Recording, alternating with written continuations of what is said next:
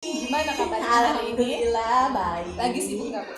Enggak, hari ini lagi gak sibuk kebetulan sekali Bu. Baik, Ya. Bu. Saya akan melakukan kegiatan praobservasi ya. Oke, Seperti siap. yang sudah saya sampaikan kepada Ibu Tia bahwa saya akan melakukan supervisi akademik di kelas Ibu Tia. Tujuan supervisi ini untuk membantu Ibu Tia dalam mengembangkan dan meningkatkan kompetensi Ibu Tia sebagai guru ya. Saya akan melihat sejauh mana nih kesiapan Ibu Tia dalam melaksanakan kegiatan pembelajaran. Terus dari obrolan ini apa sih yang Ibu harapkan? Dari kegiatan ini saya berharap saya dapat mengembangkan kompetensi saya sebagai guru khususnya dalam bidang pembelajaran. Pembelajaran Iya. baik Bu, semoga saya dapat membantu Ibu Tia ya. Iya. Kalau boleh saya tahu nih, besok Ibu akan memberikan materi apa sih Bu? Materi tentang siklus hidup hewan. Siklus hidup hewan dan Iya. tujuan pembelajaran yang ingin Ibu Tia capai itu seperti apa? Pertama itu memahami pengertian siklus hidup hewan, dan yang kedua itu bisa membedakan metamorfosis yang sempurna dan metamorfosis yang tidak sempurna. Baik, ada dua tujuan pembelajaran Iya. ya. Iya. Sehubungan dengan hal tersebut nih, apa saja sih persiapan yang sudah disiapkan oleh Ibu Tia? Saya sudah menyiapkan perangkat pembelajaran Bu, seperti modul ajar, media pembelajaran, dan evaluasinya juga. Sudah lengkap sekali ya Bu ya perangkat yang disediakan. Nah, terkait dengan hal itu nih, ada nggak kesulitan atau hambatan dalam menyampaikan materi pembelajaran buat besok Bu? Pasti ada ya, karena di dalam satu kelas itu kemampuan siswa itu berbeda-beda ya Bu. Ada yang gampang sekali menangkap materi pembelajaran, dan ada juga anak yang sulit dalam menangkap pembelajaran. Terkait dengan itu nih Bu, adakah strategi yang akan Ibu lakukan untuk mengatasi kesulitan tersebut? Saya akan menggunakan media pembelajaran yang beragam Bu, untuk memfasilitasi kebutuhan belajar siswa yang beragam juga tentunya. Berarti Ibu Tia tuh sudah sangat mempersiapkan media pembelajaran yang menyesuaikan dengan kebutuhan murid ya Bu ya. Nah, bagus sekali. Dari sini sudah kelihatan nih bahwa Ibu Tia juga sudah menerapkan pembelajaran berdiferensiasi. Nah, dari persiapan Ibu, apakah masih ada yang kurang? Ada Bu, karena media pembelajaran yang saya buat itu masih belum selesai. Seperti itu ya. Baiklah, untuk menyelesaikan media pembelajaran Ibu, bantuan dari siapa nih yang Ibu harapkan? Iya, saya akan meminta bantuan dari rekan guru, atau mungkin Ibu Sri bisa membantu saya. Insya Allah saya siap membantu Ibu. Ya, terima kasih lah Bu. Nah Bu, kompetensi apa sih yang ingin Ibu kembangkan di kegiatan ini? Yang saya kembangkan adalah kemampuan intelektual dan kemampuan sosial emosional dalam melaksanakan kegiatan pembelajaran ini. Iya, penjelasan ini berarti ingin mengembangkan kompetensi profesional, sosial, dan kepribadian. Nah, strategi apa yang Ibu akan lakukan dalam mengembangkan kompetensi yang disebutkan tadi? Saya akan menyiapkan perangkat pembelajaran yang lebih lengkap dan yang tentunya berpihak kepada murid ya Bu, seperti modul ajar yang memuat pembelajaran berdiferensiasi dan PSE, dan juga media pembelajaran yang menarik dan menyenangkan gitu, agar siswanya menarik juga. Bagus sekali ya Bu ya. Insya Allah saya bisa membantu dan bisa mengembangkan kompetensi yang ingin dicapai oleh Bu Tia dalam kegiatan observasi nanti. Insya Allah setelah kegiatan praobservasi, kegiatan observasi nanti kita akan mengobrol tentang apa yang belum dan sudah terlaksana, rencana pengembangan dari Bu Tia ini ya. Nah, untuk rencana pelaksanaannya kita akan melakukan observasi besok ya Bu ya, sesuai dengan yang sudah kita sepakati. Iya. Baik Bu Tia, terima kasih. Semoga besok berjalan dengan lancar tanpa ada hambatan apapun. Oke, amin. Terima kasih banyak Bu. Terima kasih Bu Tia. Oke. Assalamualaikum. Hari ini semuanya semangat ya? Nah, sebelum memulai kita mau berdoa dulu. Mana nih ketua kelasnya?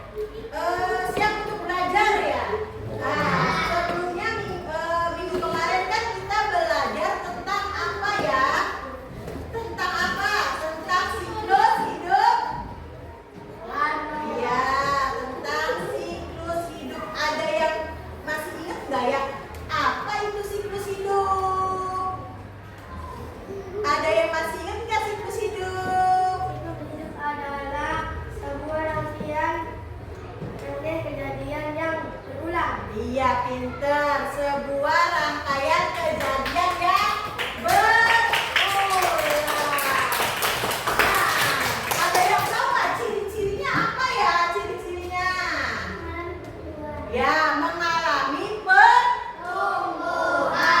Contohnya mengalami pertumbuhan seperti apa ya?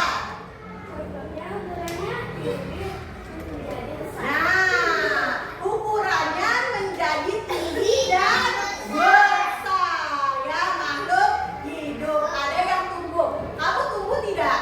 Tumbuh. Tadinya bayi, sekarang jadi tinggi. Ada yang kalau yang gemuk menjadi besar. Ya, kalau yang kurus jadi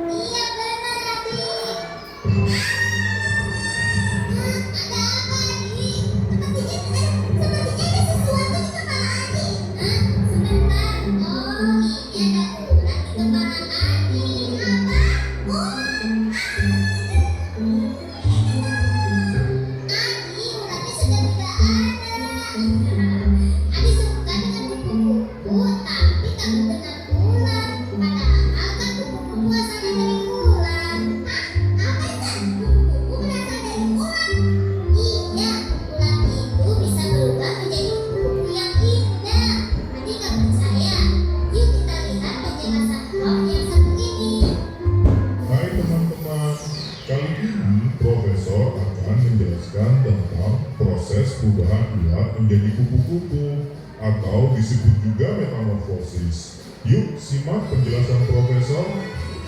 Pertama-tama, ibu kupu-kupu terbang mencari tempat untuk menaruh telur-telurnya. Ketika menemukan daun yang cocok, ibu kupu-kupu menyimpan telurnya di sebuah daun.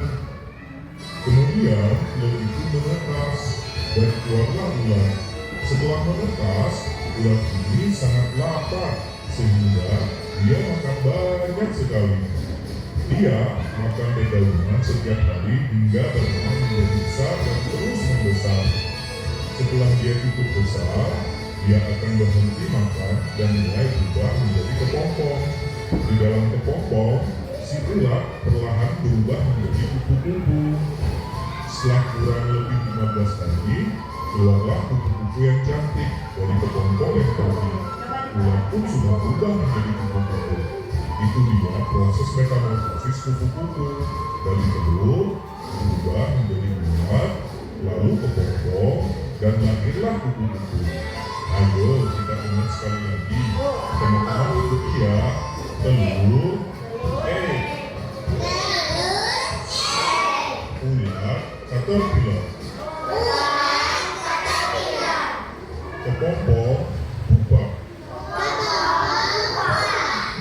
Kupu-kupu, butterfly. Nah, itu dia adik, proses berubahnya ulat menjadi kupu-kupu. Adik mengerti kan sekarang? Wah, iya ya, ingat sekarang. Bobo juga ngerti kan? Keren ya?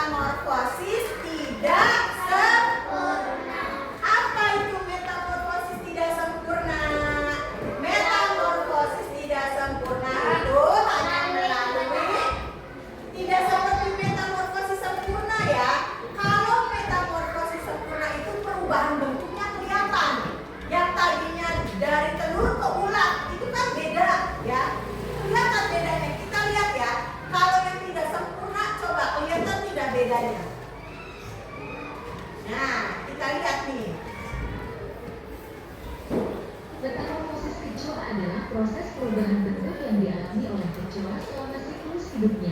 Kecoa termasuk dalam kategori serangga yang mengalami metamorfosis tidak sempurna yang juga dikenal sebagai hemimetabola. Proses metamorfosis kecoa terdiri dari 3 tahap utama sebagai berikut. Pertama, tahap pertama dimulai dari telur. Betina kecoa biasanya akan meletakkan telurnya dalam sebuah kapsul yang disebut ootheca.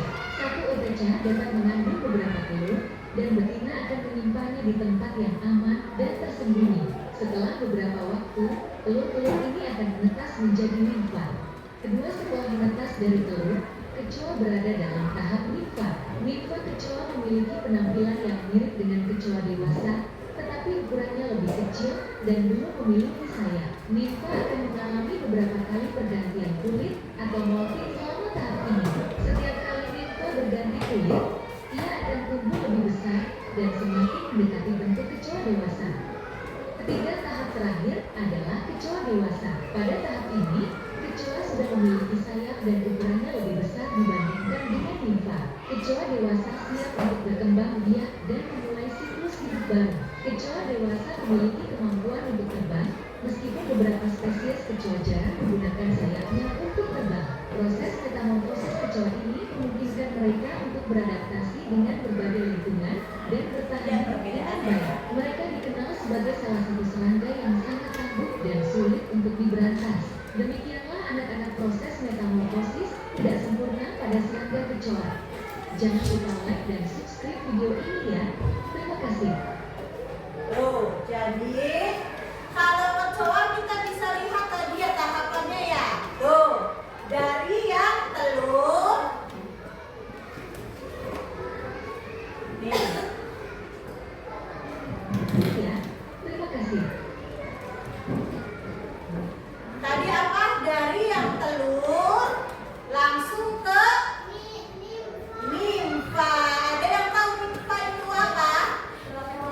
Kecoa kecil setelah menjadi nimfa langsung menjadi kecoa dewasa. Nih, contoh hewan yang mengalami metamorfosis tidak sempurna yaitu kecoa. Ada yang pernah lihat kecoa? Di mana? Oh, terbang di WC. Di mana lagi coba? Di kulkas. Tuh. Di kamar ada lagi. Kenapa sih kok di rumah ada kecoa? Di mana? Ada di mana lagi? Waduh, di warung ada kecoa juga. Waduh. Di masjid ada. Berarti kurang apa tuh kalau ada kecoa? Kurang kebersihannya ya. Jadi banyak. Tuh, di bawah lemari ada ya. Banyak banget ya yang rumahnya ada kecoanya. Nah, tahapan-tahapan metamorfosis tidak sempurna pada kecoa. Yang pertama apa? Telur. Setelah itu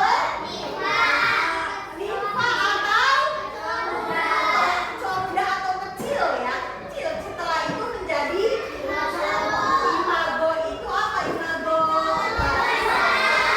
Dewasa. Nah, kita lihat nih. Pertama itu telur.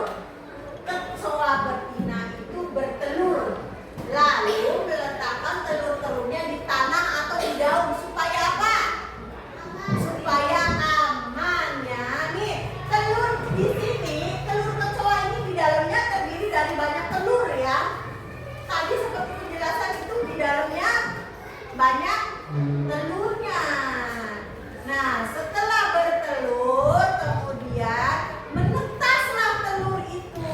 Setelah telur menetas, keluarlah apa? Nimfa atau? Iya. Nah, nimfa ini mirip dengan kecoa dewasa, tapi ukurannya kecil dan belum bisa apa? Terbang karena apa? Iya, karena belum punya sayap ya. Karena belum punya sayap jadi belum bisa terbang. Nah, setelah menjadi kecoa kecil bertumbuhlah menjadi imago. Apa itu imago? Setelah beberapa kali berganti kulit, nimfa akan menjadi kecoa dewasa dan memiliki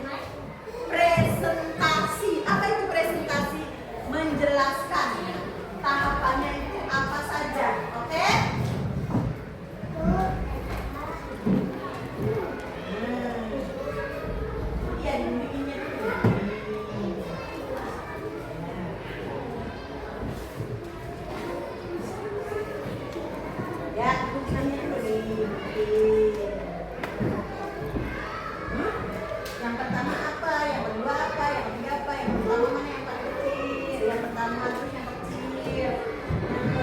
Nah, ya. Coba digunting dulu. Ya.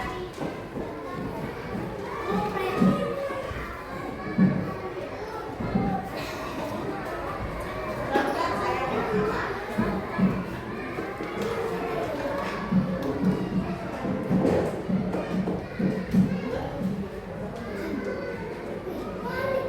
Gak apa-apa, gak apa-apa.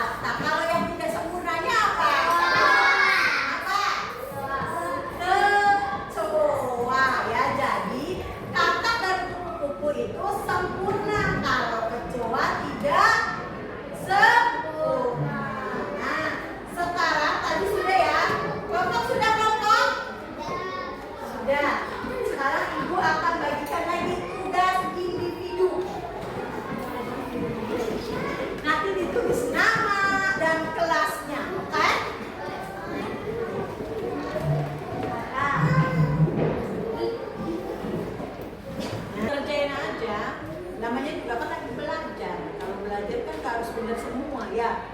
Kalau udah pintar, apa itu aja. Namanya belajar. Kalau lagi belajar nggak boleh takut salah, ya. Kerjakan aja nggak apa-apa sebisanya, oke? Oke? Ya.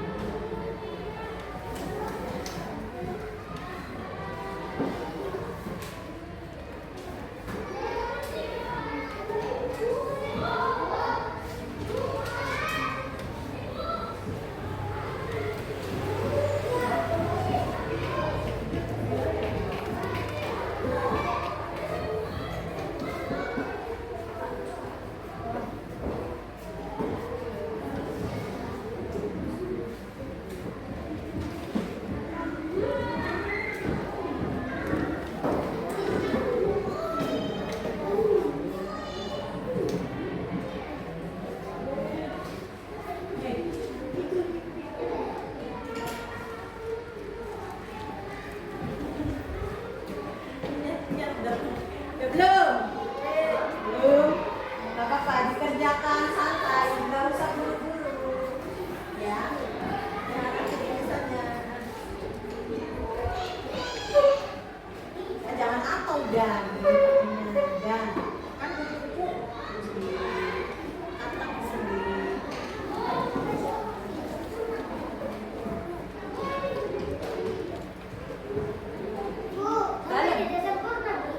Mana? Enggak, udah.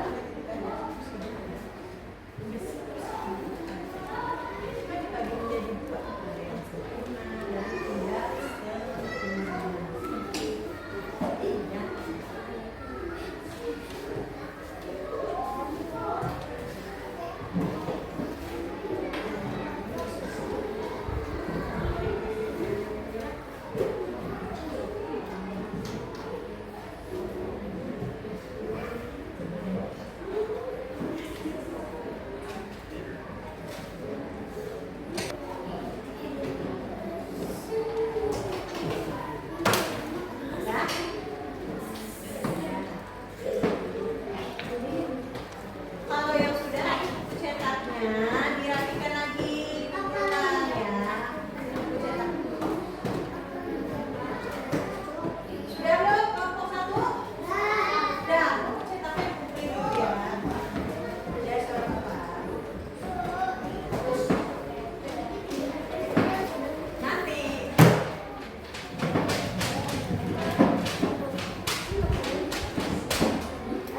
Sudah.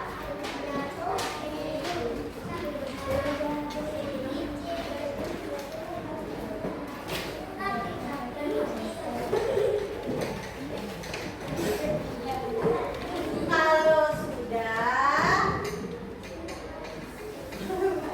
ada yang belum? Siapa yang belum? Bagus. Bagus ya, nggak apa-apa. Udah. Nah, sampai situ. Udah. Udah. Ya. Nah, sudah. Setelah sudah, coba Ibu mau bertanya ya.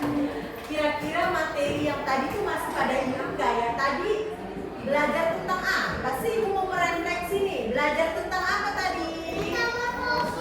Tentang apa?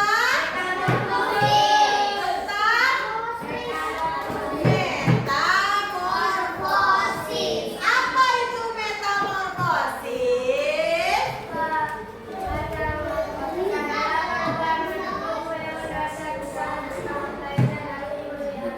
Ya, perubahan bentuk tubuh hewan dari siklus